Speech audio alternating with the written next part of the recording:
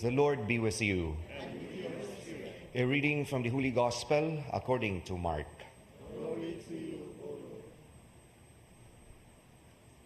The disciples of John and of the Pharisees were accustomed to fasts.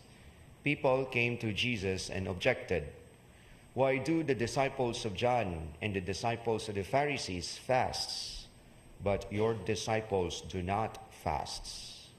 Jesus answered them, "Can the wedding guests fast while the bridegroom is with them? As long as they have the bridegroom with them, they cannot fast.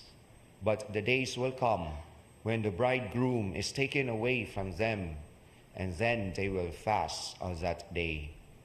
No one sews a piece of unshrunken cloth on an old cloak.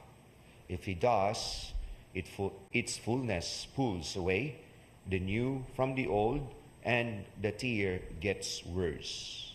Likewise, no one pours new wine into old wineskins.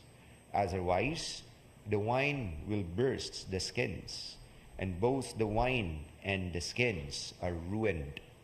Rather, new wine is poured into fresh wineskins." Brothers and sisters, the Gospel of the Lord. Mayong udto o Viva Pit Senior lang gihapon, no? Ito yung pong mga hubog gabi kay waparon sila makamata for sure. My dear friends, in the reality of our spiritual life, in our relationship with the Lord, it should always part of our ongoing desires for newness and renewal of the self.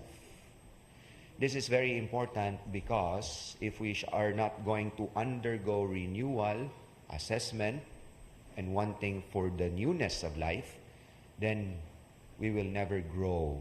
We will just remain as we are and thinking that we are okay, but in reality, we are not.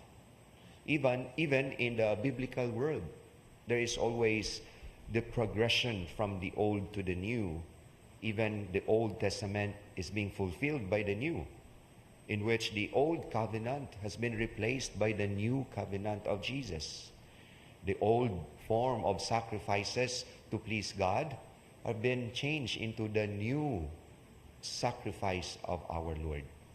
Then therefore, it is but very normal that we undergo into this process from old to something new.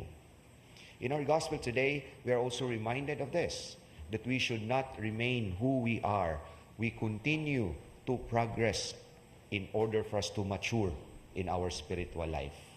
We should not remain someone who is old or something that is old in us. We want to renew. Kaya nindot man sa nausahay mag-usab-usab, no? Yung naon, nga sunod simana, ako ang umisa Lunes, daghan akong buhok, no? Hingang hagyod mo, mahingon mo, din taon ni gikan si Father, daghan na magbuhok, no? Something new, no? Or baka atong ingnon, sunod Lunes, igmisan ako, ako'y buhok, no? Then mabaghuan mo, kaya there is something new.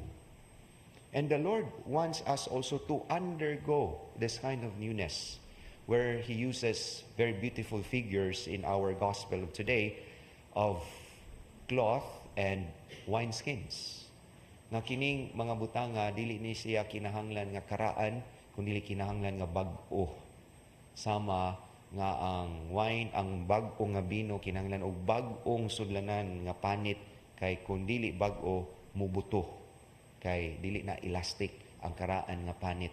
Di na siya ka-contain sa gas nga i-emit sa bag-o nga bino. Then therefore, that is also true in our life. We should not settle for less. We should not say nga, anyway, sikog ampo, sikog simba, then I'm good. But it is our moral duty to assess where we are now. To continue to progress, to continue to extend our virtues, most especially patience, love, and generosity.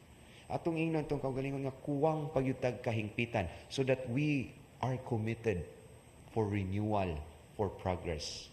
Because the moment we say, nga okay na ko, hindi na ta maninguha sad sa pagkaton, di na ta maninguha sa pagtubo, o samot, di na ta maninguha sa pagpalahom sa toang kalambigitan sa Dios o sa uban.